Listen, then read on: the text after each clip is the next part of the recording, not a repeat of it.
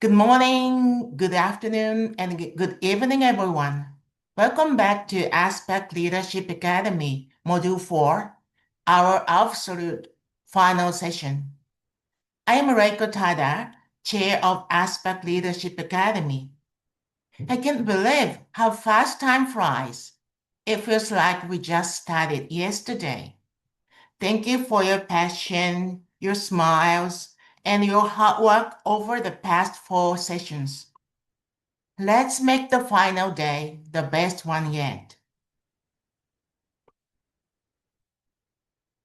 Before we go into today's session, let's review what we learned here. Starting core module in February, we had module 1, 2, and 3 every month. As you know, to complete core module and at least 3 modules and submit each evaluation is required to get a certificate.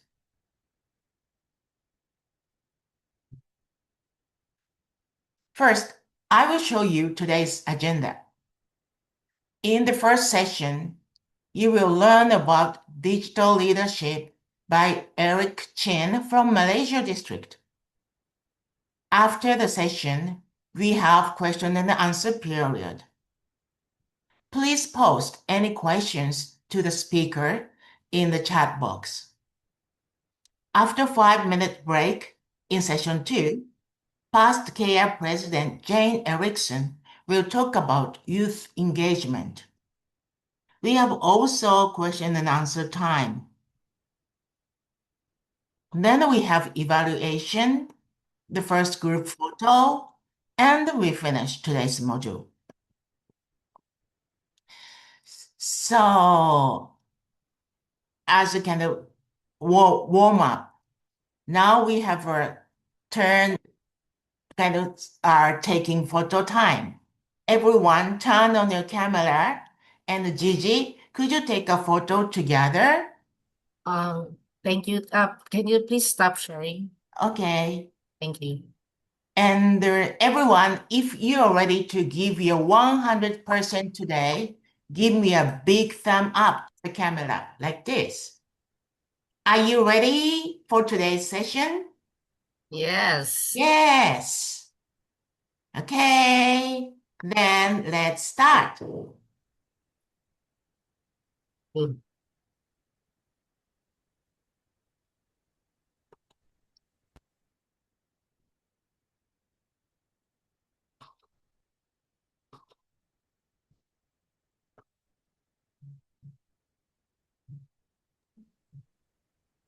Okay, the first session is by Eric Chen about the digital leadership. And Eric Chen, he is a digital chair of Kiwanis Malaysia District. Eric, are you ready to share your slides? Yes, I am. Hi, good day, everyone. I hope, thank you for having me. This is my first time presenting. I hope I don't do too shabby. I actually created a slide, which is running on an AI where I took a picture of myself, I prepared my speech, and I run it through the AI simulation to present. So, because I'm afraid I might fumble up with a bad internet connection and so forth. We never know. Okay, so I would like to share my slides for now. Okay, hang on a moment. Yeah. Share. Okay, here we go. Is everyone good? Can everyone see my slides? The picture? Yes. Let's begin. Good day, everyone, and thank you for having me. My name is Eric from the Kiwanis Club of Klang, Malaysia, and I am honored to present the Digital Leadership module as chairperson of Kiwanis Digital. In today's digital age, a website is far more than just a collection of pages. It is the heartbeat of an organization, the place where credibility begins, and the bridge that connects us to community. Think of it as our digital front door. When someone visits, they do not simply see information, they experience who we are, what we stand for, and how we serve. A strong website tells our story, showcases our values, and opens doors to collaboration. It is where trust is built, where opportunities are discovered, and where service meets innovation. Digital leadership is not about technology alone. It is about vision, ensuring that our online presence reflects the true spirit of Kiwanis, service, community, and connection. It is about using digital tools to amplify our impact, to reach those who may never walk into our physical doors, and to inspire new generations to join our mission. As leaders, we must embrace this responsibility. A website is not just a technical necessity. It is a living platform that grows with us, adapts to change, and strengthens the bonds that unite us. Together, by harnessing digital leadership, we can ensure that Kiwanis continues to shine not only in our local communities, but across the world.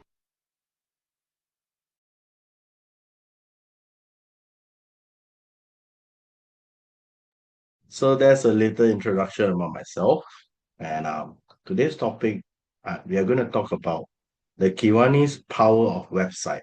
How can we use a website to showcase our cause and so others might know about us? Oftentimes, I always believe that whatever we do, sometimes, some people they do not have the ability to share. They just want to do their job quietly and everything. But being in an organization like Kiwanis, I always believe the good things that you do, if no one knows about it and no one are able to tell the things that you did for the community, it is just like a best kept secret. Nobody knows, and the club couldn't grow that way. So among the ways is to do in today's digital world is to have a showcase, a platform, the place where you can show what you do, who we are, and what we do. So I'm going to start with the second slide now, the power of Kiwanis. Okay.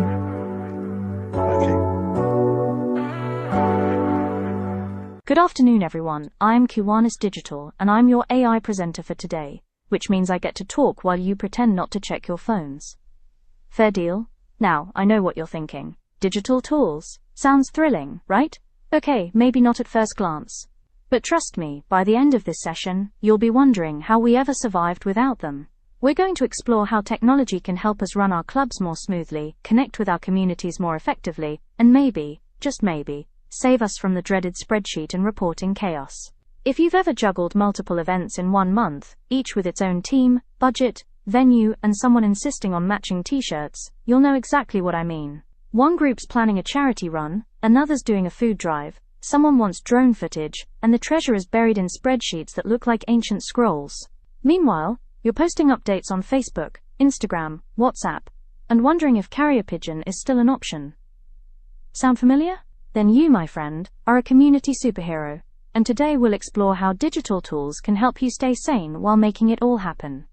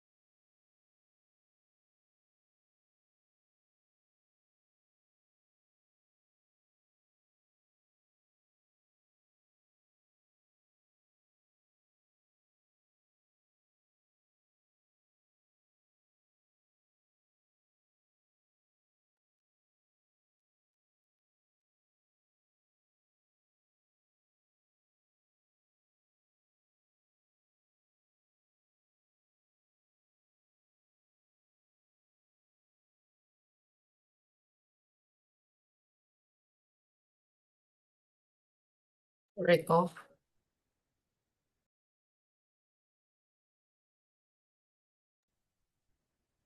Eric, it looks like a phrasing.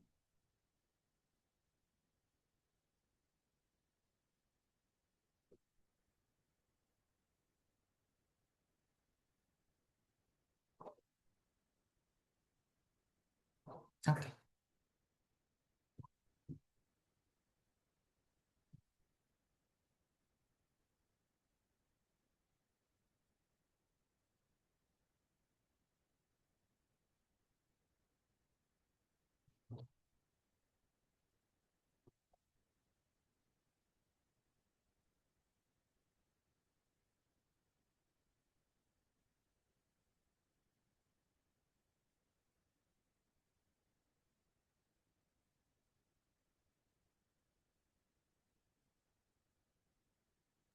Eric.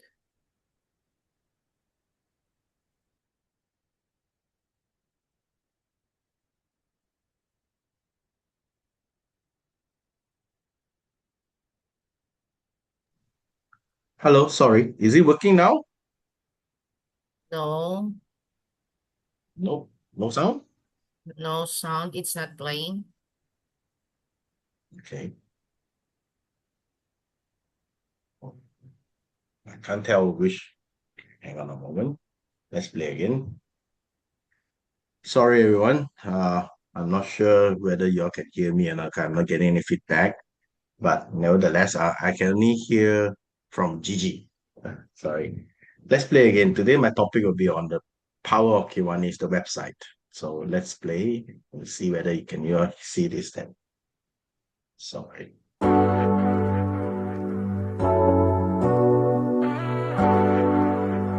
Good afternoon, everyone. I'm Kiwanis Digital, and I'm your AI presenter for today, which means I get to talk while you pretend not to check your phones. Fair deal? Now, I know what you're thinking. Digital tools. Sounds thrilling, right? Okay, maybe not at first glance. But trust me, by the end of this session, you'll be wondering how we ever survived without them. We're going to explore how technology can help us run our clubs more smoothly, connect with our communities more effectively, and maybe, just maybe, save us from the dreaded spreadsheet and reporting chaos. If you've ever juggled multiple events in 1 month, each with its own team, budget, venue, and someone insisting on matching t-shirts, you'll know exactly what I mean. One group's planning a charity run, another's doing a food drive, someone wants drone footage, and the treasure is buried in spreadsheets that look like ancient scrolls. Meanwhile, you're posting updates on Facebook, Instagram, WhatsApp, and wondering if carrier pigeon is still an option. Sound familiar? Then you, my friend, are a community superhero, and today we'll explore how digital tools can help you stay sane while making it all happen.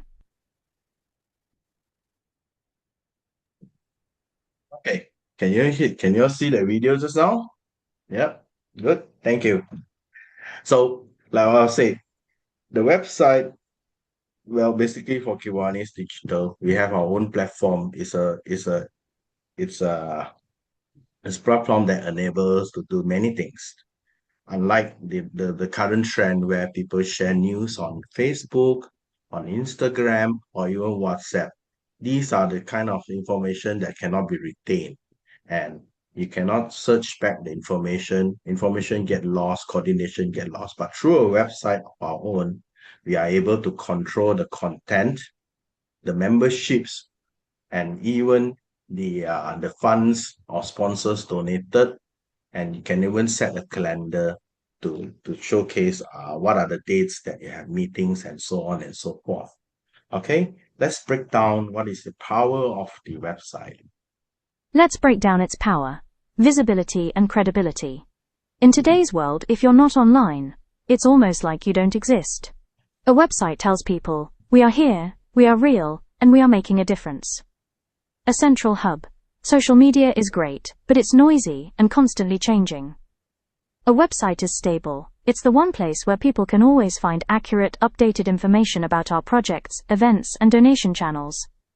Reaching beyond borders. Our club may be local, but a website allows someone in another state or even another country to learn about us, support us, and donate to our cause. Showcasing impact. Through photos, videos, and stories, our website becomes a living album of the lives we've touched. Driving action. With one click, a visitor can sign up as a volunteer, register for an event, or contribute funds. That's the difference between someone thinking about helping and actually doing it. Our national website, kiwanis.org.my, is not just another web page. It's a bridge, connecting all the Kiwanis clubs in Malaysia, showcasing our unity, and making it easier for people to find and support us. In the digital age, the power of a website is not just in the information it holds, but in the opportunities it creates. It's not just about looking professional, it's about opening doors, sparking conversations, and turning strangers into supporters. So let's make sure our light is not hidden. Let's make our website a beacon, one that invites, inspires, and ignites change. Thank you. I would like to share a testimonial on how the power of a website can work wonders, even when it may not seem significant at first. COVID-19 was a dreadful moment for many. In response to the pandemic, Malaysia enforced a nationwide Movement Control Order (MCO) on the 18th of March 2020, restricting movement, assembly and international travel, while mandating the closure of businesses, industries, government offices and educational institutions to curb the spread of SARS-CoV-2. For 19 months, these measures were periodically tightened and relaxed, before finally being lifted in October 2021. The economy was hit hard, plunging into negative territory, with a contraction of -17.2% during the first MCO. Many people lost their jobs, and some even lacked access to food. Times were tough, and help was urgently needed everywhere. The Kiwanis Club of Klang rose to the challenge, aiding suffering communities by providing meal assistance, raising funds for food supplies, and delivering aid to struggling suburbs. Yet the challenges were unlike anything we had faced before. Within our own capacity, there was only so much we could do. That was when we turned to the power of a website. By creating an aid portal to highlight our challenges and receive monetary contributions, we successfully raised more than RM90,000, enabling us to extend help to many more families in need. This experience reminded us that even in the darkest of times, a simple tool like a website can become a beacon of hope, connecting hearts, mobilizing support, and transforming compassion into action. Together we proved that when technology meets humanity, miracles can happen. Okay, so that's a little showcase on the power of website, what it can do. During the time of COVID was one of the hardest hit time. Many have not experienced that moment before. Malaysia went down for lockdown for 19 months. And I believe at that time, Gary was there. They were doing the food drive, the aid kitchen. They're helping around.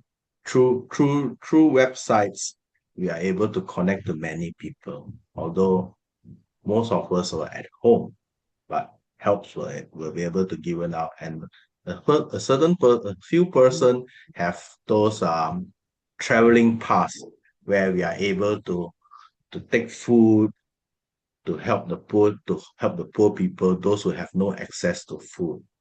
So these are one of the good benefits that having a good strong website that people are able to see and connect to each other. Okay. And for my final slides, it's a lengthy tutorial which is done by the IT developers on how the website actually works. I would say it's fairly well built, and let's have a look at it. Okay.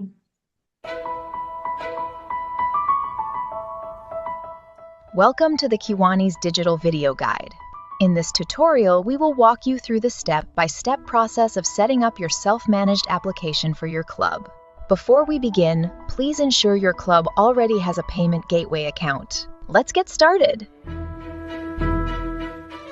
Upon receiving the admin welcome email, create your new password using your email as your username. In your console, you will see some important notices that require your immediate attention. Click on the link provided to set up your site. Fill in your club information, including your app name and club address. This information will automatically create a Google map for your contact page. Edit your homepage description and tagline, then turn off maintenance mode to make the site visible to users. Enter your club meeting details, social account links, and contact information. You can disable any pages you do not need. Use the text editor to format your club page and include external website links. You can also paste YouTube or TikTok links, which will automatically convert into embedded videos. To enable payments, you will need an API key and secret.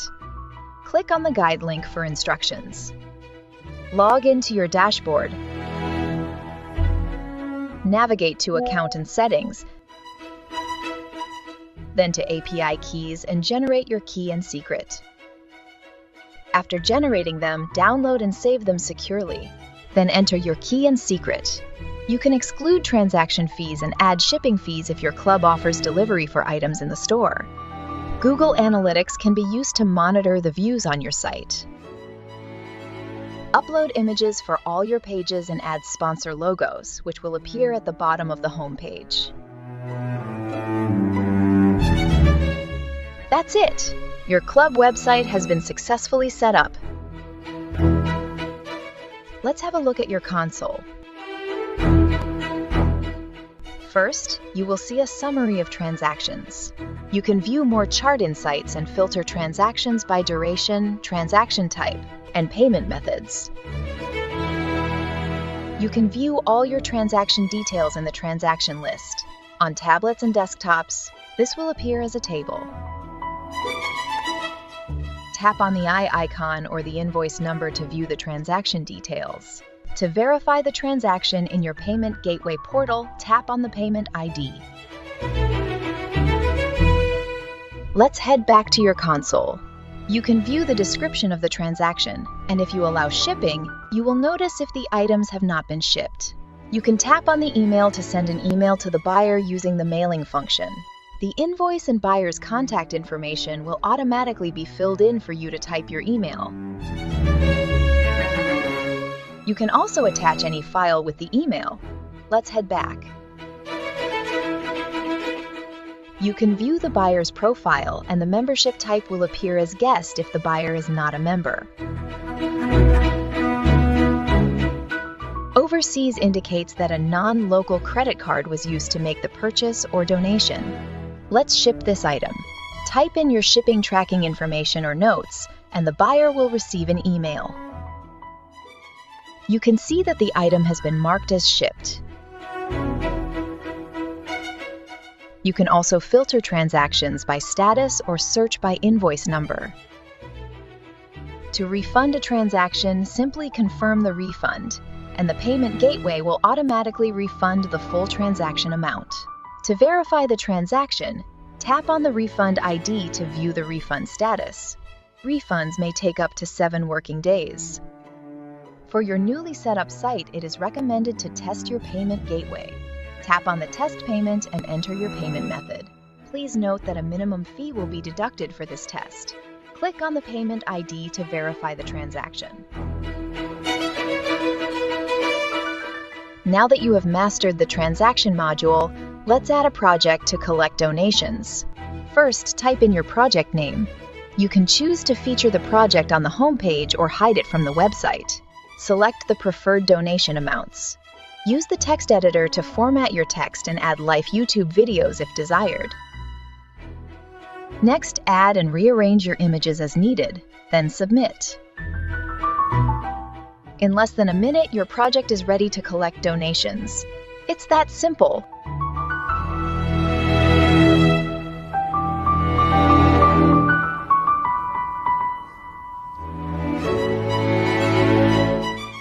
Next, we will add your club members. To import your members, prepare your CSV file by following these steps. Your file should look like this. Preview your import to ensure everything looks correct. Select the appropriate membership type, then tap Submit. All your members will receive an email to activate their accounts. Later in this video, we will go through the members console. You can also add members manually by filling in their information, selecting their membership type, and granting them access to manage the club website.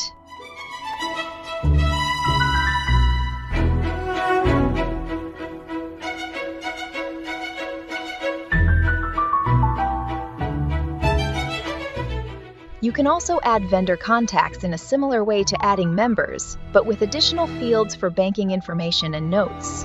The contact list is helpful for maintaining vendor information, such as event companies and suppliers, ensuring continuity when your club board term changes. Use the email module to send official emails or bulk emails to all your members with file attachments.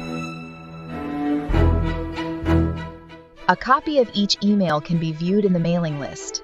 This feature ensures all your communication is accessible for future reference. The reply to email address will be the one you have entered in the Pages and Site section. You can add news articles with links or use the text editor to include videos. Share these articles on your social accounts to help promote visits to your club website. This will increase awareness and contributions towards your projects and boost your membership drive. If you'd like to sell items such as paintings and handcrafted items by children, use the Store module. Start by entering an overview of the product information, then add the item details.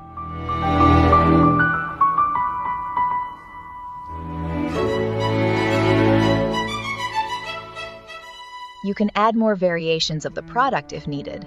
Tap Submit, and your item will be live and ready for purchase.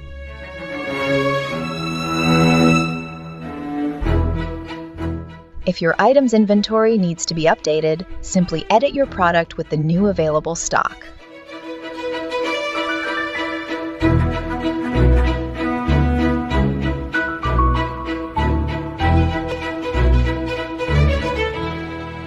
Use the Events module to sell tickets for your events.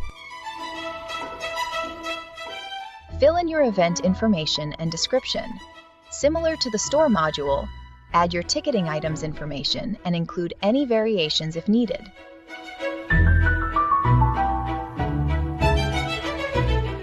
Upload your images and tap Submit. Your events and projects are automatically submitted to the district site as well, ensuring wider visibility and participation. Tap the ticket icon to assign table or seat numbers for purchased tickets. You can send email, WhatsApp, and view the transaction.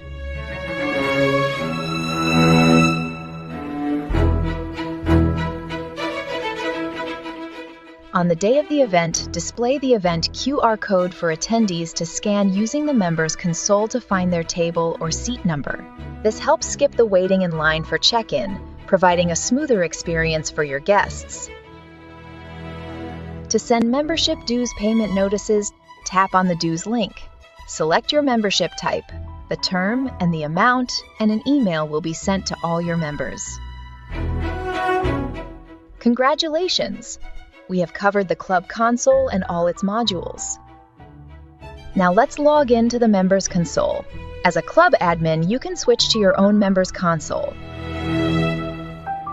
You will see a notice to make payment for the dues sent earlier. Members can tap Pay Now to make the payment, and the transaction will appear in your club console just like donations, events, and store transactions. In the Members console, members can view and edit their profiles. All transactions made by the member will be listed in the transactions list. If a non-member has made any transactions, they can request a password reset and will gain access to a guest console similar to the Members console. For purchased events, attendees can tap on the scan QR code to view their table or seat number. Congratulations! You are now a Kiwanis digital expert. Thank you for joining us, and we wish you great success with your club's digital journey.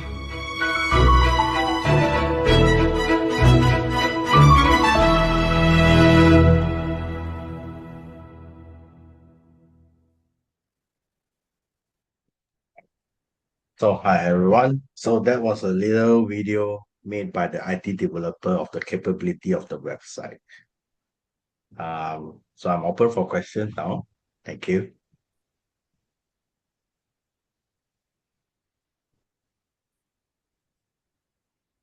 Okay. So Eric, is this the end of the presentation? Yes, it is. Okay.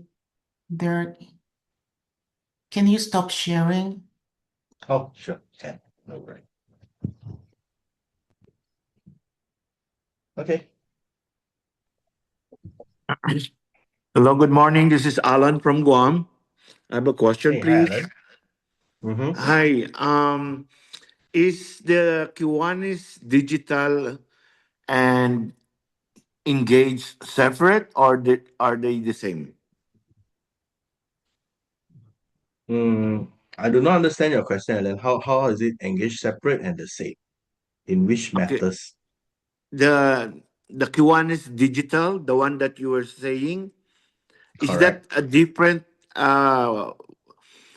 portal from the engage? Oh, yes, it's different from the Engage portal. I think the Engage portal is a US platform. Rather, this Kiwanis digital portal is at this moment I believe as I'm informed, is used in Malaysia. I think the Philippines are using it as well. Or Okay. there's some discussion with the IT developer to develop it, because at this moment, we realize that many clubs have their own website through Facebook. They do not actually have their own sole proprietary platform to showcase their website. Okay. So in the case of Guam, so we don't have access to it? No, not at this moment. Unless you all sign up, then we'll build a platform for, say, example, the Club of Guam. They can have their own maintenance of website. Yes. Okay, thank you. Thank you, Alan. Thank you, Alan. So, Eric, so is this a brand new platform only for Malaysia and the South Philippines? Okay, I would say it's not new, or because originally the platform, this is actually the version 4.0, but since we have rebranded it to call Kiwanis Digital, and at this moment it is developed from Malaysia. The IT developer is from Malaysia, it's a sole propriety. It's not running on WordPress as most of the major websites in the world is running. So we do hold the technology involved behind it are also proprietary. So at this moment it's running in Malaysia, and as per Dato Stewart's vision, we hope that many other clubs around the world would use such a platform for their websites. Okay, thank you. Okay, thank you, Eric. Okay, so how about the other people? Do you have any questions? It's a very good chance to ask about the, digital, effective way to use digital tools. Anyone? Question from the Philippines, from Yes, please. ACCG. Yeah. Okay. If we are gonna sign up to that platform, how much cost would it entail for the club? Okay. At this moment, I'm not sure what is the international rate, but for Malaysia, it's currently for club members, it's about RM 1,500 one-time startup, where the clubs have to submit their registry of society. Malaysia have a registry of society where each club is have to register with the government body as a verification check. Then on top of that, what we provide the platforms and the payment gateway. Our payment gateway is using, I think it's American, it's Razor Pay. So that payment do not take on any additional service charge or startup fee, none whatsoever, because it is given free to the Kiwanis Club, Kiwanis International. And what does the payment gateway? It allows the sponsors or anyone to donate via bank transaction, e-wallets, and credit cards, which is a bonus actually, because by giving more variety to the person who are willing to donate to help, that gives them a very good option, and they charge a very minimal service fee per transaction, which on comparison is among the cheapest in the market. And basically, there's no more charges we paid except a yearly maintenance fee of 500 ringgit, which is for the maintenance of the website, for the licensings, and that's all. So I hope that answer you. All right, thank you. Since there's a payment portal involved, how safe is that for those who would like to donate? Do you have your own server and hosting? Razor Pay is an international payment portal. It is governed by the banking, because if any payment portal were to come into Malaysia, they have to go through strict banking rules and regulation. And on top of that, the payment portal, although it's managed by Razor Pay, but upon registration, each club have to show their own bank account statement of their projects account mainly to the Razorpay, so they can link and create a handshake where the transaction goes into the club's account. On average, it takes between 3 working days. If today, say today Saturday, I bank in, I made a donation to the website, probably by Monday or Tuesday, I should be able to see the transaction in the club account. So it's pretty safe. And if there's any dispute, then you can do the full refund. It's not a problem because it's all managed by the Razorpay payment gateway. Thank you. All right, thank you very much. So, if ever we are interested in signing up for having our own website through your platform, so what's the first thing that we do? Do we email you and coordinate as to the requirements? Yeah, that you may drop an email to the Kiwanis Malaysia. I believe the current person, the PSC, will be Carol. She will send you a form. But before that, you need to verify that your club's registration and a proper bank account is in place. Because when we want to create an account for you, I realize some members, they may have missing details here and there. So all the preliminary forms and paper, we will send you a form for you to fill out, a checklist for you to check, so to prepare yourself. And very often I would tell people, why do you need a website? You must first have a very strong reasoning to do it, because I realize there are some clubs around the world, they may not have the how do I say, the technical person who runs. The intention was there initially, but then there's no drive to keep it running. Like any other website in the world or a news, if no one is there to tell the stories about the club, then the site loses its purposes and function. I hope it answers you. Yes, I agree. Thank you very much for your answers. Thank you.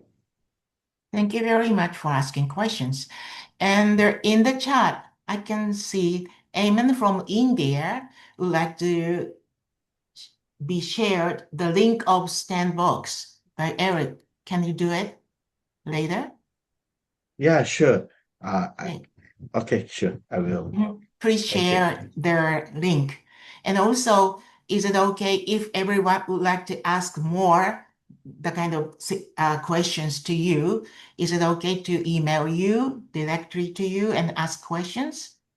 Sure, definitely. I'll put in my email here. I put my Yes. personal one, so you Yes. can email Yeah. me, or you can Mhm. WhatsApp me as well. It's okay. Yes. Okay. So the question might be different by club. So everybody would like to ask you some questions. Well, I wish every district and every club has a technical expert like you. Then we are very relieved. Well, maybe I'll share. Maybe I'll share something. Well, at this moment, there are a few clubs that we have a lot of elderly person in the club. Sometimes they may not be very good in technology, but I always offer them. You have a story to tell, right? You have pictures, you have some write-up, send them to me. I help you to post on behalf, and I'm free. So that is what I do at the extra Kiwanis Digital in the club. So I help them actually. Sometimes some people, I would say like me, for example, I believe I'm not a very good speaker, but I can write. Give me enough time, so I can help to develop their ideas, put in a nice, beautiful text, post it up for them, take some nice photos. So it will help to showcase the people intention. So this is what I do normally to help people. Sure. Right. Thank you. Wow. It's amazing. Wow. So we are very sorry we would like to ask you more questions, but the time is limited. So I would like to All right. thank you for sharing. Yes. Rico, there is one more raising hand. Okay. Lisa from the Philippines. Okay. She was raising earlier. She's Yes. raising. Okay. I'm so sorry. Okay. So please can- ask him the question. We cannot hear you, Lisa. Yeah, I can't hear it. Lisa? You're unmuted, but we cannot hear you. Oh, you're muted. She's unmuted, but no voice. No voice. Type You the can type your question. questions. Type your questions. That's your question, Lisa. Or probably you can WhatsApp me later when you're free. I can able to help you.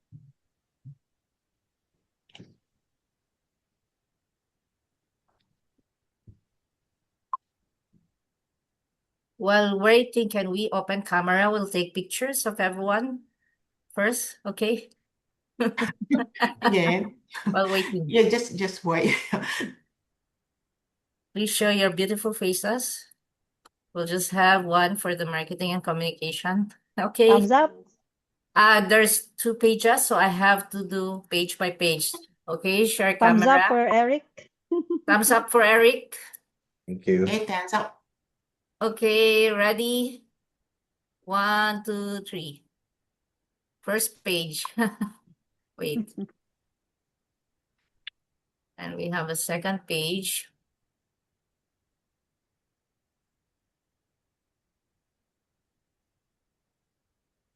Okay, thank you.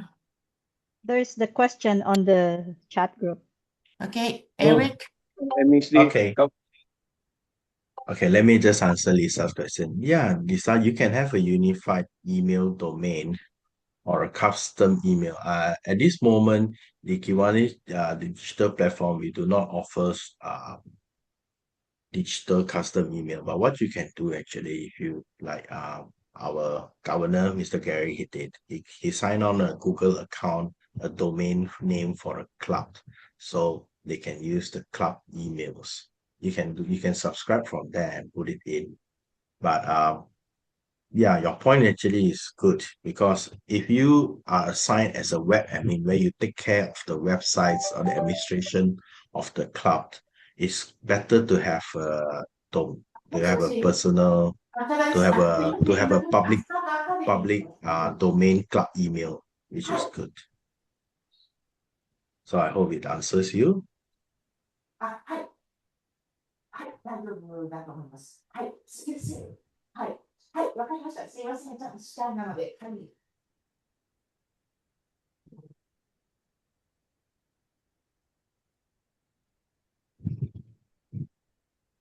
Thank you very much. So, Lisa, is it okay?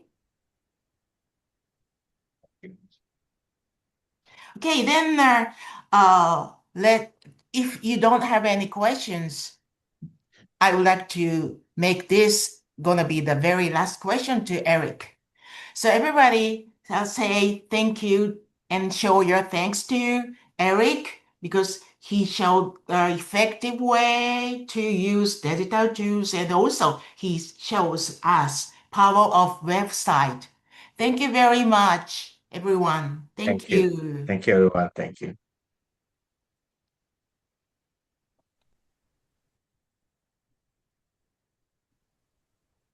Everyone, welcome back to session 2. We would like to start the second session. The speaker is Jane Erickson from Kiwanis International President to 2016 to 2017. Let me introduce the speaker. Jane Erickson is well known as the energizer among Kiwanians. She served for 14 years on 3 different international boards, serving as first female president of the KIF in 2007 to 8, and then as president of Kiwanis International in 2016 to 17. Jane holds a bachelor degree in wellness management and physical education, and a master's degree in leadership. She is the ideal person to finalize ASPAC Leadership Academy. Let's welcome Jane Erickson. Jane, are you ready? Very good. Yeah, we all ready to go? Yes. Very good. Because we saved the best for last. Now, I don't mean me. I mean the fact that youth leadership, and we are talking about our youth because they are our most precious resource. Our children, our young leaders, our young adults. Absolutely. And tonight we want to concentrate on the fact, well, it's tonight for me. Sorry, it's 9 o'clock at night here in Nebraska. We really want to think for the next few minutes here about our youth and how our youth engagement is shared leadership. Look at those hands. They're all in. We're all in this together. Now, the three things that I know you wanted to really concentrate on tonight are sharing the responsibility with our youth, listening to different perspectives, and trusting youth with real roles. Now, I want you to think about something. Where do you meet children? Where do you see children? We might see children at home. We might have kids of our own. Might have neighbor kids that come over. We might see children at the grocery store. We might see them at different events. We might see them at Kiwanis meetings or Kiwanis projects. They might not be involved in the projects, but they're youth and young adults just the same. Or maybe you're involved in a service leadership program. Maybe you have a K Kids or a Builders or a Key Club, a Circle K or an Action Club. They're all times where we encounter youth. So anywhere where there are children, did you know that you're leading? It's one of the things I talk about with my K Kids. I just finished my 27th year as a K Kids advisor. And I remind them that no matter where they go as 4th, 5th, and 6th graders, so 9, 10, 11-year-olds, they're also leading. And they're leaving their little handprints everywhere they go, just as we are leaving our handprints everywhere we go. So everything we think, everything we say, everything we do leaves a little bit of us behind. So let's think about what it is we're sharing with our youth. We're all contagious as Kiwanians. Think about whether or not what you're sharing is worth catching. Let's talk about our youth today. Our kids are digital natives. Now, Eric, you talked about loving all this technology and how some of we older people don't know how to do that. I caught that, by the way. I've been in Kiwanis a long time. I just looked at that and thought, oh my goodness, 2016, 17, that means I was international president 10 years ago. Whoa! Time flies, doesn't it? Our kiddos are digital natives. They're not afraid of phones. They all have phones. They all have iPads. They have computers. They have laptops. They do all of that in school. They're digital natives. They are in a world of technological acceleration.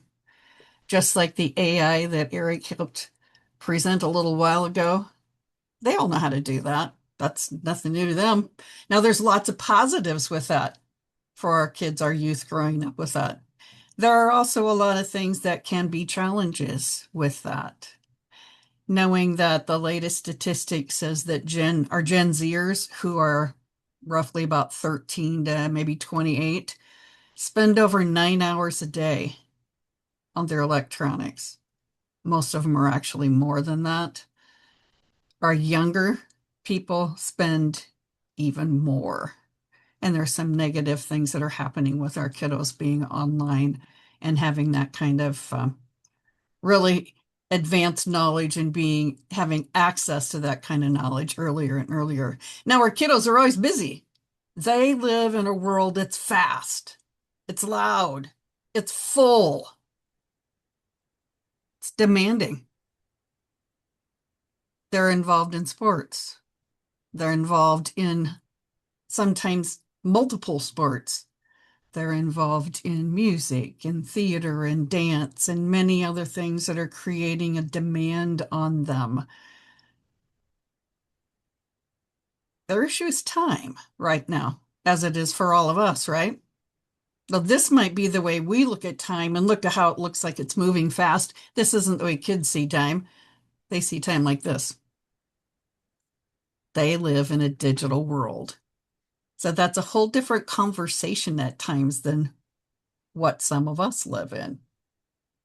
They're busy, busy, busy, busy. And time, well, their parents are busy too. We live busy lives, don't we? Think about everything that you've done in the last week. How busy have you been?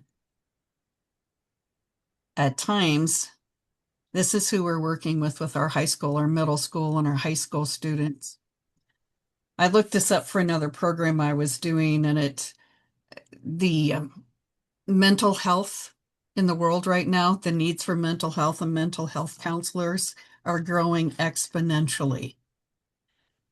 41% of our high school kids say that they've experienced severe depression. The needs for them to see counselors higher and higher. And for me, as a mother, as a grandmother, as a K-Kids advisor, as a Kiwanian, I see the need for more of our youth and more of our kiddos getting involved in our Kiwanis programs. I think if that's all we ever did, we would still be doing a tremendous amount. So, what can we do for our kids? We know that today our kids want comfort and challenge. Now, that's different than they have been in the past. They want to know that they're safe, but they also like to challenge. Think about that. You ever had a kid that challenged you? Your own? Somebody else's? Maybe you were in a store, maybe you were at a Kiwanis event. Kids love to challenge. That's how they grow. I did key leader high school events for 25 years. And in one of my events, I had a high school kid who wanted to challenge me. And everything he said was negative. And while it was funny, it wasn't appropriate, and it was taking us way off course every time. And so I said to him, all right, Jay, here's the deal. I can't let you do that. I've got 87 other high school students in here, and we need to go this direction. This is a Kiwanis program. We need to go this direction. You're taking me a different direction. We can't have you do that. Second time, he did it again. It's like, Jay, would you come and let's have a little chat? I said, I can't have you do that. 3 times and you're out. Well, you did it a third time. And on the third time, I said, okay, let's stop and chat. And I had other adults with me. And I said, Jay, I'm going to have to send you home. And this kid, who is about 5 inches taller than me, is looking down at me and he said, you're going to send me home? I said, Jay, I have a job to do. I love having you here. I have a job to do. You're challenging every part of me and every part of this program. And just for a glimmer, I thought, oh, I think this kid is sad that he might have to go home. And so I thought about it and I said, you're really quick. If I set you up so you can say something positive and move us in a positive direction, you think you can do it? And he said, oh, lady, are you throwing down a challenge? I thought, oh, you are challenging me, child. He didn't say that. I looked up and I said, are you picking it up? And he said, yeah. I said, all right. You got to be quick, though. So we got back into this group. There were 88 students. So we're working on leadership abilities. And all of a sudden, I stopped and kind of looked at him. And he made a one-liner that was so funny that actually moved us forward. And the kids all looked at him and went, wow, he's funny. Well, he did it a second time. I set him up a third time. And on the third time, the kids applauded. And that kid lit up. And I thought, see, he wanted to be in a safe place. He wanted to challenge. Sometimes we just need to learn how to negotiate and be flexible and allow them the opportunity to excel. Well, on the weekend, or on that Sunday, he came to me and he said, I don't know my dad, and my mom is in jail. And I didn't have anywhere to go this weekend. because I just got kicked out of my 9th foster home. So my counselor told me to come here. And when you said you're going to have to send me home, I realized I don't have a home. And when you looked me in the face and said, Jay, I believe in you. Problem is you don't believe in you. He said, I realized that everybody in my life had told me that I was a piece of garbage. You were the first one who said that I wasn't. He said, you know what? I don't think I am. I think I'm good at this. That kid went back to his school, an inner city school, opened up a key club, and became the first president. He went on to be a lieutenant governor. And then he went on to join the service. He got married, has 2 little kids. Wow, think about that. Today's youth want comfort and challenge. That's nothing new. They love to challenge. All right? They love it. They also have a sense of self. They want a sense of self, but they also want a sense of community. Because they're digital natives, they spend so much time on their phones and alone and isolated, often doing what one of the students told me that's called doom scrolling, that they start reading negative things on TikTok or on Snapchat or whatever, and they just keep going and going and going. And one of them said, I felt so terrible, I couldn't sleep. And I said, why don't we put the phone down? I don't know. Well, how can we as Kiwanians help them develop that sense of self and belonging and help them realize that that sense of community is so important? In one of the workshops that I did, or one of the retreats I did for high school students, I had them pair up and they were talking to each other. Only I realized 2 of them were talking to each other by phone. They were texting. And I said, actually, I'd like you to put your phones away and turn to each other. And they're like, ew. I said, no, actually, I really would like you to talk with each other and have that sense of connection. That's one of the most powerful things that we as Kiwanians can do, is help our students to understand they can have that strong sense of self and take that into a sense of community and make it even more powerful. Now, the other thing that today's youth want, they want some of the traditional stuff, as they call it, but they want some of the new stuff too. Now, when you think about that, isn't that kind of the way you grew up too? Didn't you want some of the traditional stuff your parents wanted, but then struck out and said, yeah, I want some of the new things too. So in that sense, they're not super different, but they're coming at it from a little bit different perspective now. Some of the new things they want, they don't really know what they want. They just know they want something new and different. Hope that makes sense. So as we go back again and say, okay, so what do we want to do? We want to help them with the shared responsibility. We want to be able to listen to different perspectives. We want to be able to trust youth with real roles. And the interesting thing is, as I was reading through this, I thought, you know what? This is what we need in Kiwanis too. Shared responsibilities. Listening to different perspectives. My perspective as a mother, as a grandmother, as a business owner, as a past everything in Kiwanis, is going to be very different than some of you who are in your 30s and 40s. It's important that we have all our perspectives listened to, responded to, and appreciated. And trusting with real roles. You don't know how many times I have heard our young members coming in saying, well, the old guards say, I have to be here for a long time before I can be a leader.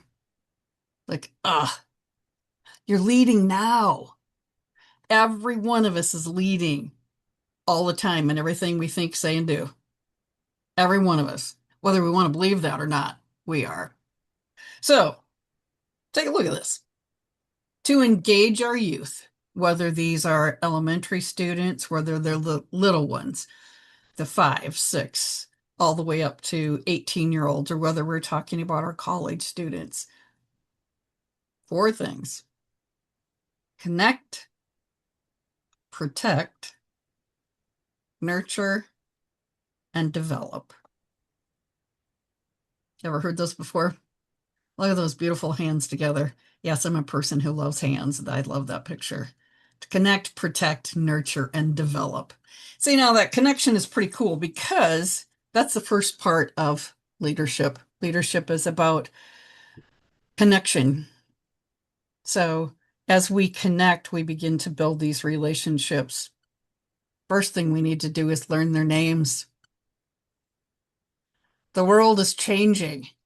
There are a lot of children in my K-Kids group who have names that are not the names I've grown up with.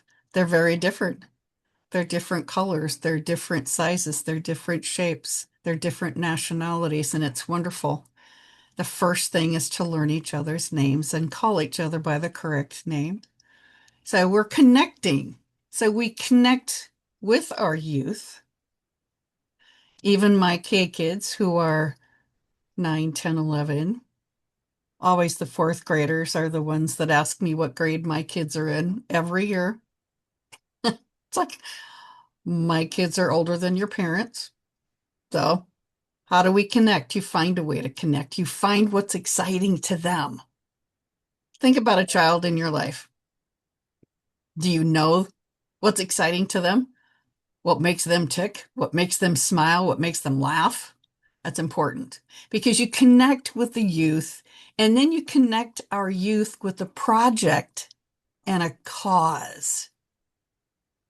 Yes, you help them understand that whether they're K-Kids or builders or key clubbers or circle Kers, they can make a difference in the world.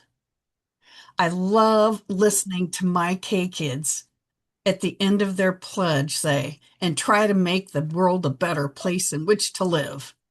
And they always say that with excitement. Try to make the world a better place in which to live. And one day I said, what's that mean to you? And they said, just what it said. Try to make the world a better place in which to live. I said, and how are you going to do that? One said, well, we could pick up trash out of the yard. You could. We could be nicer to the younger kids in school. That would be good. One of my younger students said, we could run for president, world president. I said, you could run for world president? Yes. I said, so you're going to run for world president? Yes. I said, and why? He said, because if K-Kids were world president, everyone would have to be kind to each other. I thought, I vote for you. I vote for you. I said, I'll be your campaign chair. Wouldn't that be something?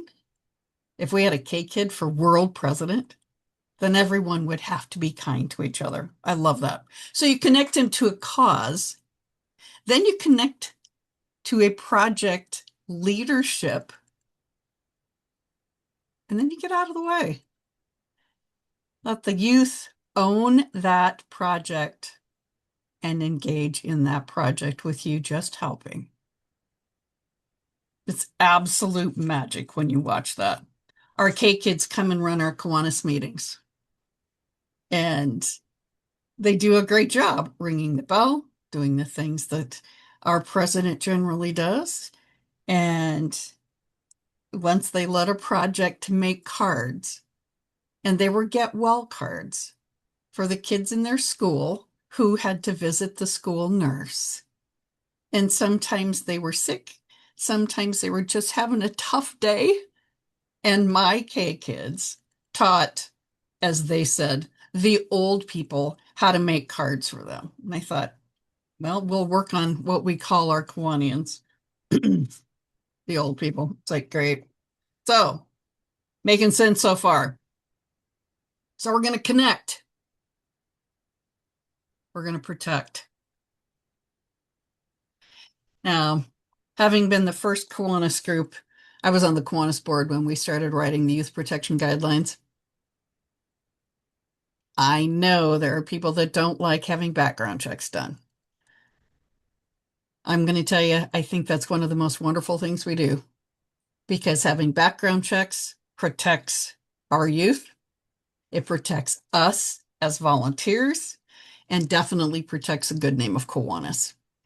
And I know some of you think that's insulting to have a background check done. I've been background checked in the schools I work with, and I'm background checked in the church that I work in. I've been background checked so many times, I'm surprised they don't ask why I'm background checked so much. I think that's a really important thing if we're working with children, if we're working with young adults, if we're working with vulnerable adults. Those are things we need to do, and that's the Kiwanis way. So the second thing we do in protecting our youth and building that engagement to build trust is do what you say you're going to do. We're role models. Need to be respectful of our students' time, their talents, their beliefs. We're not only protecting them physically, we're protecting them, I think, psychologically as well. Showing our students and our young people how they can contribute their ideas, and we'll listen to them. How we can protect them when they feel the need to step up and share something, or knowing that we won't be critical of what they have to say, encouraging them to find their voice. When I was in Tanzania on one of the UNICEF projects, one of the education things they were working on was how to find your voice. And I think that's a powerful thing for us to be, as Kiwanians, to be able to protect our students by teaching them how to use their voices, how to realize that a failure in a project doesn't end. It's like, oh my gosh, it's not the most horrible thing that could happen in life. I mean, have you ever had a failure in a Kiwanis project? Wow. So it didn't go the way you planned ever? So you go to plan B, then you go to plan C, then plan D. It's like, well, we've all done that, right? Well, those are the things the students need to learn. That's part of learning. It's part of growing up. Right now, the abilities that they have, or the conditions that they see themselves in, many times on social media, they see all this perfection, all these beautiful people who are doing all these things really, really, really, really well. Well, guess what? That's not real life. We all make mistakes. It's what you do with the mistakes that makes a difference. Well, to me, that's how we can be respectful of their time and talents, and respectful of their views, and just being able to help them and help them learn in a protected environment of Kiwanis. So we're going to connect, we're going to protect, we're going to nurture. I love this. You listen with your ears, eyes, and your heart. You listen with your ears. We all know that. But I'm a watcher. I watch eyes, because the eyes are the windows to the soul. And when I see a 10-year-old with old eyes, I become extremely concerned. And you can see a lot with our youth. When your ears and your eyes are working together, your heart comes into play. And I'll tell you what, when you've got the heart of a child, and the child knows that, the world's a better place. I was having a tough time at one point. I had gone to a K-Kids meeting, and I was just sitting there, and one of the 6th grade boys, this big kid, comes in. He says, "Mrs. E, that's not like you." And I looked up and I said, "I beg your pardon?" And he said, "You didn't even say anything to me when I came in." I said, "I'm sorry." And he said, "You look like you need a hug. Now, you can't hug me, but I can hug you." And this big kid wrapped his arms around me, almost knocked me off my chair. And I thought, oh, that's what I needed. And he said, "That's why we work together on this, right, Mrs. E?" And I thought, oh, this is why we work together. Absolutely. I thought, love that kid. So listen with your ears, your eyes, and your heart. Be patient and kind. You ever had a time where you thought, if that kid asked me why one more time, I think I'm going to scream? But why? Why? Why are we doing this? Why do we have to do this? Why are we doing this? Why? Be patient, be kind, be an encourager. We had a student in one of my high school groups. He was scared to death to talk in front of the group. Absolutely scared to death. And I said, I tell you what, I'll stand right next to you and we can put our backs to the crowd and you can just talk, or you can talk to me. Deal? And he said, okay. We did it. It was great. Halfway through, he kind of elbowed me. And I thought, what's that? He was moving me over away from him. And I thought, okay. All of a sudden, he turned around and he started talking to the group. And I thought, yes, be an encourager, be a good teacher, be part of the team and part of their community. We are an example of everything we do. Everything we think, everything we say, everything we do is an example for our students. A lot of times they're not going to hear you, but they're going to watch you and they're going to emulate everything that you're doing. I love being a good teacher. Each one of us has that power to do that. Think about how you interact with youth, whether they're helping you with projects, whether you are opening a K-Kids in an elementary school or you are middle school or whatever you call that in your part of the world, or the high schools with the key clubs. They always need our assistance to connect. They need our assistance always to protect, to nurture, and definitely, wrong way, to develop. What a cool thing is to be able to watch students get it. Have you ever noticed that when all of a sudden they get it, it's kind of like a light bulb comes on over their head? This picture reminded me of a key club board, a district board that I was working with recently. And they asked a question about governance. Do we have to call our district committees by any certain name? And I thought, well, I can answer that question for you, or I can teach you how to find the question. And one of them, I said, what would you like? And one of them said, well, we know you're not just going to tell us, so let's, I said, okay. I said, so what would be the highest governance you can think of? How would you check it? One kid said, I'm already on the Key Club International site. I'm reading the bylaws. It's not in here. I said, okay. What would be the next thing? And they said, the Key Club International policies. Here's this kid over here, kind of like Eric. He's really quick on the computer. He says, nope, it's not in there either. I said, all right, now where will you look? Well, that would have to be district policy or district bylaws. I said, are they in there? I don't see them. I said, what about policies? Oh, it is in the policies. I said, uh-huh. I said, who changes the policies? The board does. We can change it now. I said, how many board members do you have sitting around this table? And they determined what a quorum was. To me, this is the beauty of being a Kiwanian in that you can help clarify. As long as you're clear, you're concise, and it's compelling, you can help your students walk through that process and develop their own ability to walk through a process of putting things together. Doesn't take a whole lot more energy to be an excellent role model. They're watching you all the time anyway. So support their new ideas too, even if some of them are crazy. Now, granted, there are some you actually can't. One of my K-Kids thought a good service project would be to buy a new house for one of his fellow students. I thought, well, that would be really nice. I don't think we can raise that kind of money. Wow. How about if we sit down and figure out how much money we could raise and what we could do with that money? It was funny watching that little kid go, oh, that's how much a house costs? Mm-hmm. Well, no wonder he doesn't have a house. I thought, well, okay. So we're learning together, right? if you critique, critique kindly. Just like most of us learn in a workplace, right?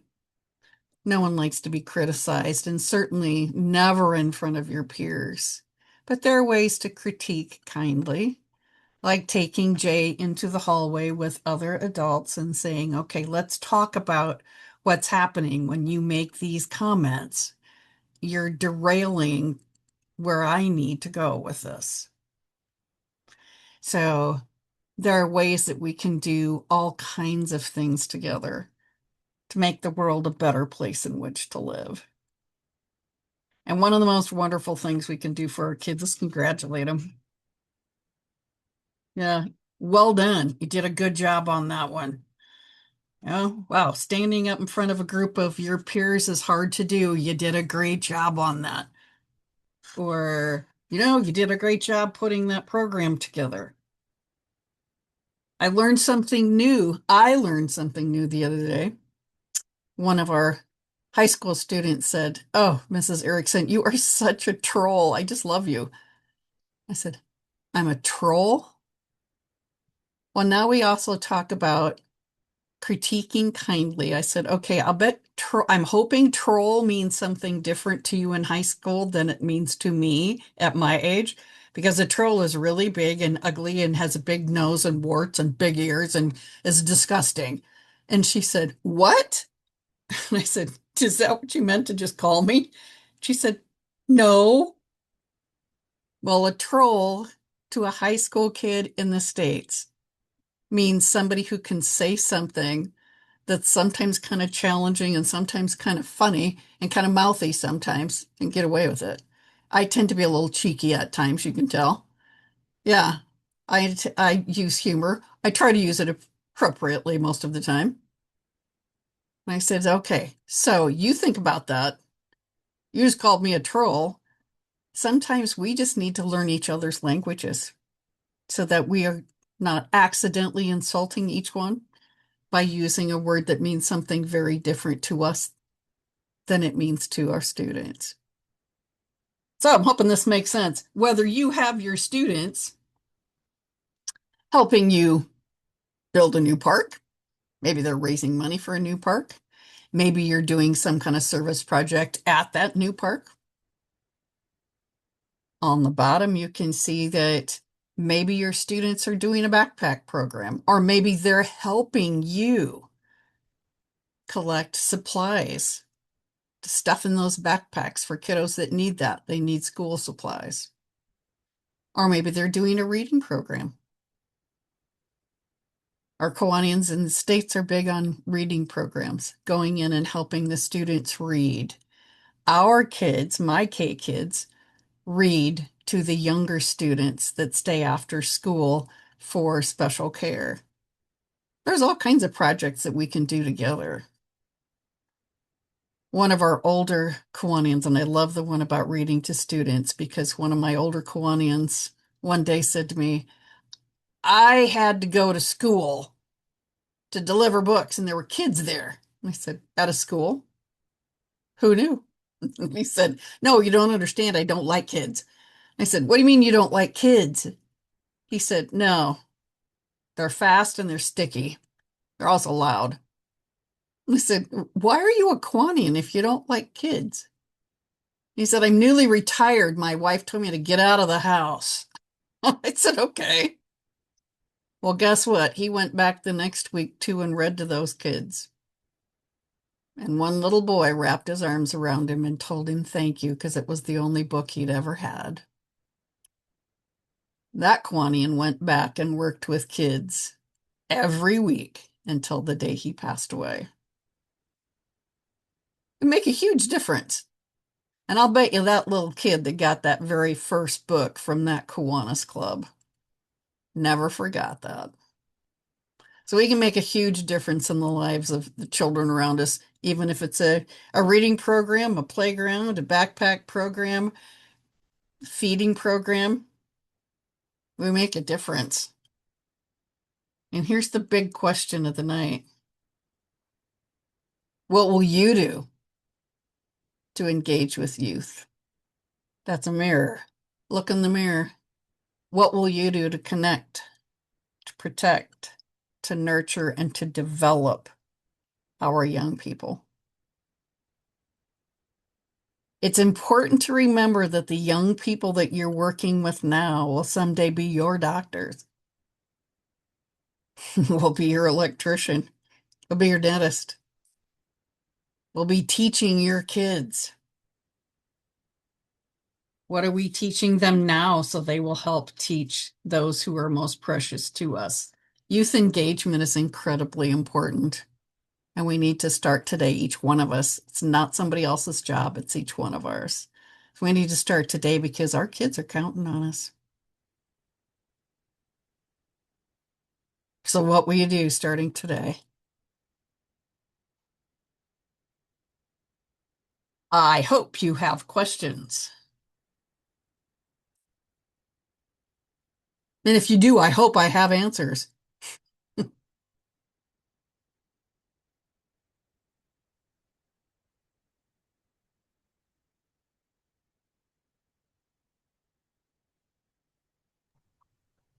Thank you, Jane. Thank you, Jane, and it was very inspiring presentation. Thank And you. thank you for sharing a lot of stories with us. They are very persuasive. Okay. Now we would like to have our question and period time for 5 minutes. And Cherry, do you have any questions to start with? Yes. Thank you, Jane, for that wonderful presentation. My name is Charlie, and I'm Nation Rep Vietnam. So this is more like a cultural question between Western culture and Eastern culture. I've noticed in Western culture, it's very common to be involved in community, doing community service. And also, when I apply for a job in a Western company or a foreign company, a lot of the time they would say like, sure, you're a hard worker, you're good at academics, but are you an all-rounder? Do you do sports? Do you do something? And that I've noticed is a very Western culture. So to get the youth involved in Kiwanis projects or even just doing charity in general is much easier when compared to Asian culture, where Asians focus very heavily on academics because we want to get good grades, get a good job. And so with my club, I would say it's around 60, 70% young people. But a lot of the time, they don't have time to be involved in the planning. A lot of the time they just say, when you want to join, they want to do good stuff. They want to do good deeds, uh, feel good about themselves, but then they don't want to be involved in the planning. So it's difficult to get them involved. A lot of the time they say, you plan something, let us know when it is, and we'll pitch up. Or prepare an activity. If you need donation, let us know, we will contribute. And so, Kiwanis is all about affecting and, influencing and developing new generations of leaders. But in the Asian community, it's very difficult. So, what kind of advice or guidance could you give us living in the Asian community? Thank you. Well, thank you. That's a wonderful question because the cultures are very different.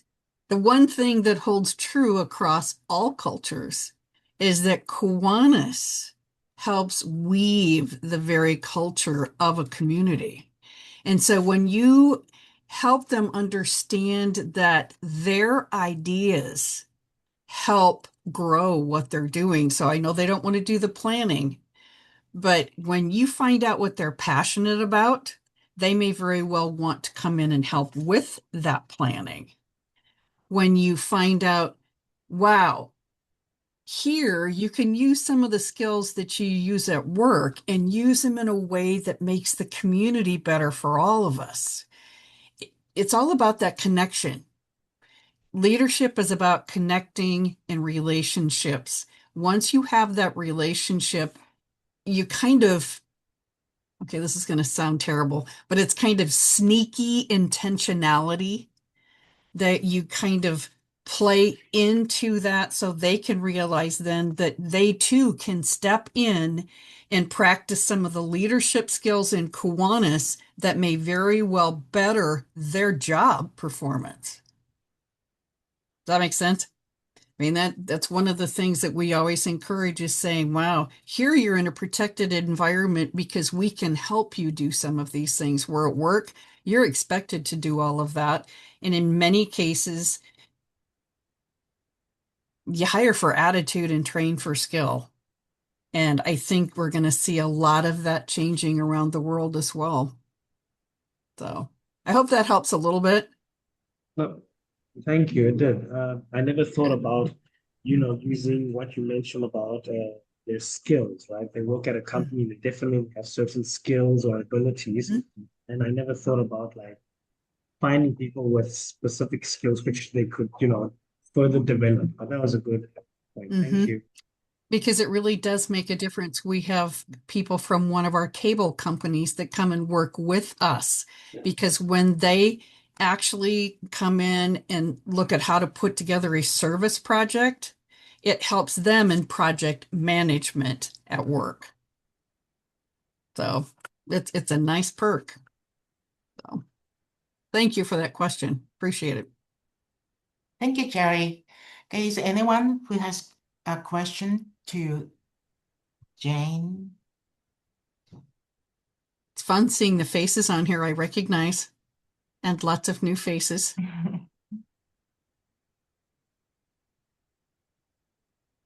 No questions? Usually it's at Stump Jane. See if she can. Ian, you've always got questions. Seriously? Yeah. Maybe I could have one question here. Sure. Can you give us some tips on how do we handle challenges in terms of MH issues of the youth, MH mental health? Because I created a Key Club 6 years ago, and they're still here. And in the past 2 years, I've encountered behaviors which I think is beyond my capacity. And so what I did was just give it back to the faculty advisor, the one who take care within the school, and then let the guidance center do its thing. But what's amazing was that the child, the youth, came to me first rather than to the school. So for me, it was amazing because why me? We were just doing service project out from the school to the community, bringing them out of the school. And it happened again this year. So I got now I'm start to feel the weight of what the youth are undergoing. So my question is, give some tips on how to handle such when they come first to me rather than in school. Well, first I want to Because thank you for even that. their families, even they told me, even within their families, I mean, there's no some safe space for them. So I felt that they feel safer when they are with Key Club group, when they do something. Okay. You answered your own question. Yes, because they feel safe with you. And that when we talked about not only physically safe, but psychologically safe, emotionally safe, you have already built that relationship with them where they feel safe. Sometimes it's a matter of they just want someone to know. And then when you work with them with the faculty advisor or the guidance counselor or whatever counselors they have, they at least know that they have you to be safe with, that they can come to you and that's a safe space. Again, don't own that, don't wear that. I know what that's like. It is so hard. Even that high school student who drove me crazy and I almost sent him home. picked me up at the end. Well, actually, he said, "Do you mind if I give you a hug?" And I said, "No, I don't mind at all." And he picked me up and hugged me, and he said, "You're like hugging my mom." And I said, "Oh, honey, I'm like hugging your grandma." It's like I provided a safe place for him where he could excel. And that's the beauty of Key Club, being able to help them with that. I think you're going to find more of that. And I know when I do my retreats, the students have changed. They have a lot more emotional, well, I call it baggage, than many of our past students have had, because they've had to grow. They're growing up faster because of all the electronics. It's a very technological, accelerated world right now. And quite honestly, at times they have access to information they shouldn't have because they're not mature enough to handle that kind of information. So they live in a tough world right now. But anything you can do to love them and continue to protect, that's beautiful. So thank you for what you're doing. Yep, just Thank keep you. doing it. Keep loving on them. Yep. Yeah. Can relate much to what you shared earlier. The stories can relate it. Thank you. Thank Good. you. And And that's why I have tell the stories. Yeah, I have a question, or maybe this is something, an idea. So K kids or SLPs are popular in North America and other rich countries, districts. In Asia Pacific, we have a lot of less fortunate kids and communities. So I just wanted to ask, what's we serve children no matter what age they are, right? From 0 up to the youth. But how can K kids especially be promoted in the Asia Pacific region? How can What do you mean? How can it be promoted? How can the benefit or the beauty of adopting the K kids in our community, and the benefit of I mean the clubs, how to manage them, how to manage the K kids. And I know there's a corresponding fee with that, but you'll be spending your funds, club funds, in service anyway, right? So perhaps you can give us an idea on, how can a club manage or support K kids in the country, like in Asia Pacific. Well, and you're talking where they're financially, they don't have, is that where you're going from a financially? We have lots of clubs where they live in a socioeconomic area where they would be considered underprivileged themselves. But you know what? It doesn't matter how much money you make. It doesn't matter how much money you have. There are always things you can do to make the world a better place in which to live. When our kids made little cards that had, we took paper and put a Band-Aid on it, and they made little people out of the Band-Aids. And on the inside it says, "We're sorry you're having a tough day, but remember, we all love you." That was their idea, to make that and give it to the school nurse so that if one of their peers came in and is having a tough day, she could give that to them. And it had a little thing of tissues in it, and it had a little treat. And those kids loved it. Now that doesn't cost a lot of money. So there are lots of things they can do. They can do kindness programs in the schools that don't cost anything. So if you can find a company maybe that will pay their dues, or a Kiwanis club that will pay their dues, there are lots of ways that you could do things. My club is not very socioeconomically gifted. We do lots of things in our community. Yeah. That help? Thank you very much. And Sue from Australia raised her hands. So Sue, do you have any questions? This is going to be the very last question.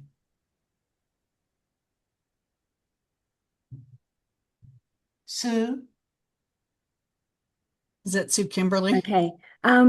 Sue Kimberly. In Australia, we're just in the throes of updating our child protection policy for our district, at the district level, which will impact obviously impact all the clubs.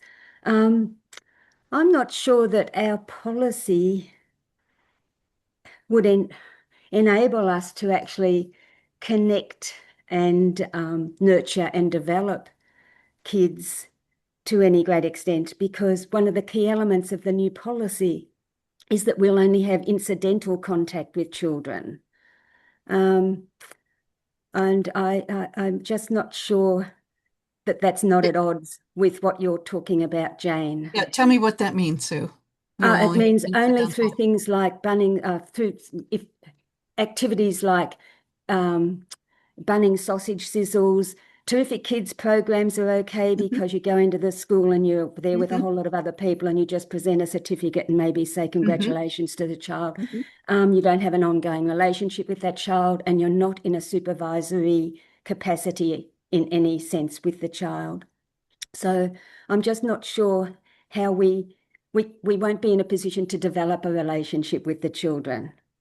So has Australia Kiwanis decided that you do not want that kind of relationship, or is that a governmental thing? It hasn't been ratified as yet I don't think it needs to be ratified at the convention. It may need to be ratified at the convention. I'm not sure. It's been approved by the board. It's been approved by your board already? Yes, and there's no direct supervision of any students at all in any circumstances. Direct supervision. In a school, your faculty advisor actually has the direct supervision. They're responsible for that. Although we can still develop relationships with the students. Yeah. We also have some quite small schools, and I do know that at least one person in one very, very small school in Northern Victoria that is involved in the reading program in the school. And I'm pretty positive, because there's probably only one or two other teachers in the school, that that person would be directly responsible for that child when they're actually taking them for reading. Or a group of children for reading. So I'm not sure how the policy will work in Australia, but it's definitely very new, and it does mean that the ability to develop a relationship with a child or a group of children will not be there.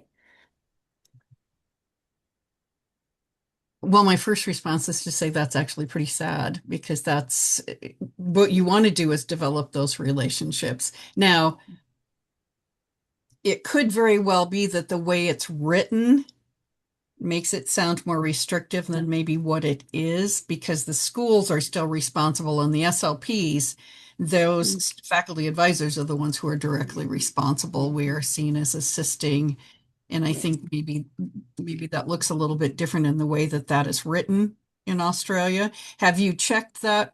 Has the board checked it with our Kiwanis International office to make sure that the intent is still the same? Ian probably can answer that question. Yes, I believe they have, and I think that's where the policy originally came from. But it's not as severe as what Sue might be suggesting, because I've spoken at the meeting, and we have Children First, where life-threatened children are brought to Australia by a carer, and our members pick them up from the airport, so they're one-on-one, or if the carer has to go to the toilet, we're supervising the person, etc. But what I've put in place with Children First and with Heart Kids organisations, we can source our Kiwanis members to be in those situations, but if they've signed off by the organisation, they're actually a Children First member or a Heart Kids member, not a Kiwanis member, and the relationship can be developed that way. Yeah. And a lot of those protection guidelines are so that you're not one-on-one with a student at any time. You know, there's always someone else around. You don't transport a child, one adult, one child. I mean, those are just the rules, and that makes sense because it protects the child and protects us. So that'd be worth Sue pursuing that and making certain y'all understand what those guidelines are for, what they mean. So. Yeah. Rico, am I taking too much time to answer all these? Sorry. No, thanks, Jane. Thank you. Thank you very much. Okay, so we would like to ask more questions, but their time is limited. So shall we move to the next section? So anyway, thank you, Jane, and we got a lot of energy to start something for the youth today. Thank you for your energy and thank you very much. Thank you. Thanks for asking. Thank you.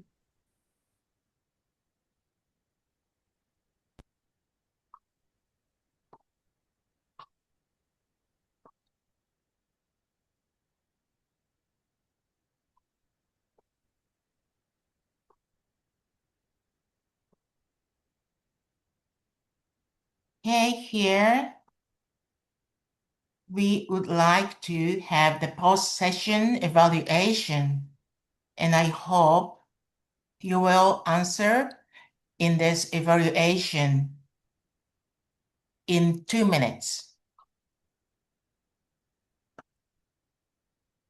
I will post the chat here.